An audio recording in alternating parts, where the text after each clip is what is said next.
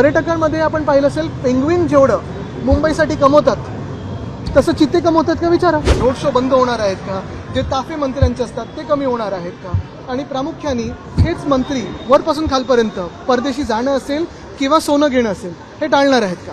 मुख्य गोष्ट हीच आहे की जे काल त्यांनी अपील केलेलं आहे प्रधानमंत्री महोदयांनी की जनतेने असं करावं, जनतेने तसं करावं, जनतेने सर्व काही करावं, पण सरकार काय करणार हा एक महत्त्वाचा प्रश्न आहे. आणि दुसरं म्हणजे जे त्यांनी सांगितलेलं आहे वर्क फ्रॉम होम करा किंवा सोनं घेऊ नका किंवा अमुक गोष्टी घेऊ नका, ह्याचा आपल्या शेअर बाजारवर असेल, मार्केट्सवर असेल, जॉब्सवर असेल, दुकानांवर असेल, दुकानदारांवर असेल, व्यापाऱ्यांवर असेल, आपल्या देशाच्या आर्थिक घडीवर असेल, काय नक्की परिणाम दुष्परिणाम होणार आहे ह्याच्यावर विचार केला होता का सरकारने. कारण वर्क फ्रॉम होम बोलल्यानंतर कोविडच्या काळात आपल्याला आठवत असेल वर्क फ्रॉम होम हे बाहेर एक कंटेजियस व्हायरस होता म्हणून आपण घरून काम करत होतो. पण आता वर्क फ्रॉम होम केल्यानंतर जे ऑफिसमधले सगळे घरी बसून काम करतील त्याच्यात इलेक्ट्रिसिटीचं कन्झम्पशन असेल किंवा मग इंटरनेटचा वापर असेल, हा जो वाढणार आहे आणि ह्याचा परिणाम, ह्याचा इम्पॅक्ट जो देशाच्या पूर्ण व्यवस्थेवर होणार आहे त्याचा देखील सरकारने विचार केला आहे का. विशेष अधिवेशन बोलवावं राज ठाकरे शरद पवारांचं आणि त्याच्यात चर्चा व्हावी, विरोधकांना सुद्धा समावेश नाही. विशेष काय साध्या दिवशीनं पण चर्चेला हे तयार नसतात भाजपवाले. म्हणून अर्थात मागणी योग्यच आहे, सगळ्यांना वाटते, देशाला वाटतंय, कारण देशाला काय करावं हे सांगितलं. आता नशीब असून थाली बजाव झालं नाहीये, पण आपल्याला आठवत असेल सगळं काही परवा जे सांगितलं, काल जे सांगितलं ते जनतेने काय करावं हे सांगितलेलं आहे. सरकार काय जनतेसाठी करणार आहे हे कुठेच सांगितलं नाही. नीट परीक्षा आज रद्द करण्यात आली, पेपर फुटीचं प्रकरण समोर आलं, 3 मेला ही परीक्षा झाली आणि आता परत 22 लाख विद्यार्थ्यांना देशभराची परीक्षा. गेल्या पूर्ण दशकामध्ये भाजपचं सरकार आल्यापासून अनेक पेपर प्रत्येक वर्षी फुटतात ना. MPSC असो, नीट असो, कुठची स्पर्धा परीक्षा बघा तुम्ही, पेपर फुटीचं पुढे येतं, कोणतरी एक पकडलं जातं, त्याच्यातून किती त्यांनी कमवले हे दाखवलं जातं, पण जो विद्यार्थ्यांना त्रास होतो तो कुठेही कमी झालेला नाही. मुंबईच्या पर्यटनाच्या राणीच्या बागेत जरी पर्यटक मोठ्या संख्येने येत असले तरी सिंहाची प्रतीक्षा अद्याप आहे. मुख्यमंत्री आणि महापौरांनी गुजरात सरकारला अनेक वेळा पत्र दिले, मात्र कुठलाही रिप्लाय त्यांना अद्याप आलेला नाही. आता गुजरातकडून मुख्यमंत्र्यांना रिप्लाय येत नसेल तर अजून कोणाला येणार, परवानगी तिथूनच येतात त्यांच्या.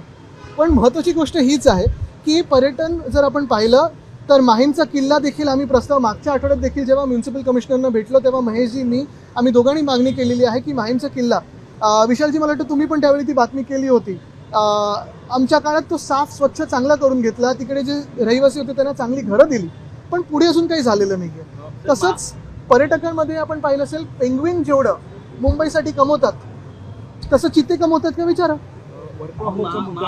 एक असं करू.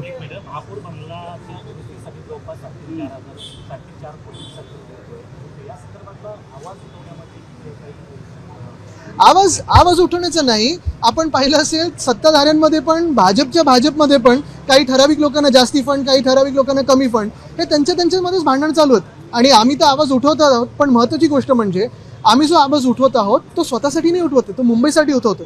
परवा देखील आपल्याला आठवत असेल सभागृह ठरलं होतं आणि भाजपचा काहीतरी कार्यक्रम म्हणून सभागृह रद्द केलं.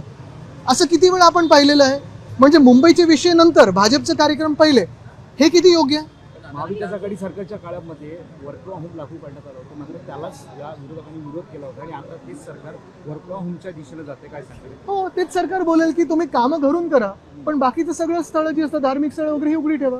मुद्दा असा आहे आम्ही जीव वाचवले होते आणि 2 महिने आम्ही सांगतोय की अजूनही जीव आणि आपली आर्थिक घडी जी आहे ती विस्कटाची नसेल तर प्रधानमंत्र्यांनी बोलावं. ते काल परवाकडे बोलले. महामुंबईमध्ये 900 ज्या इमारती आहेत त्या अति धोकादायक आहेत, त्याचबरोबर 13,000हून अधिक इमारती त्या धोकादायक आहेत. फक्त प्रशासन नोटिसा लावतंय. एकीकडे पावसाळा एका बाजूला हे धोकादायक जाहीर करण्यासाठी पण मोठा घोटाळा सुरू आहे, हे देखील आपण लक्षात घेणं गरजेचं आहे. ज्या सेस आणि नॉन सेस बिल्डिंग आहेत त्याच्यात कुठे ना कुठेतरी सरकारी अधिकारी काहीतरी घोटाळा करून धोकादायक करायचा, लँडलॉर्डची बाजू घ्यायची, म्हणजे ह्या सगळ्या टेनंट्सना घराबाहेर काढायचा, हा एक विषय प्रलंबित आहे. आणि दुसऱ्या बाजूला खरोखर धोकादायक जे आहेत त्यांना दुरुस्ती कुठे होते.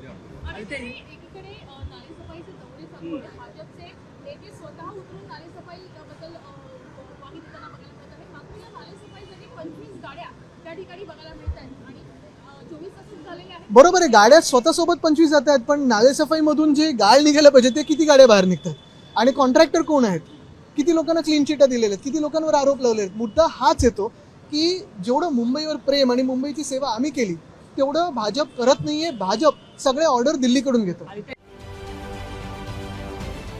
महाराष्ट्रातील सर्व बातम्यांचे विश्वासार्ह व्यासपीठ, सकाळच्या सर्व सोशल मीडिया प्लॅटफॉर्मला लाईक, फॉलो आणि सबस्क्राईब करा. तसंच सर्व नोटिफिकेशनसाठी बेल आयकॉन प्रेस करायला विसरू नका.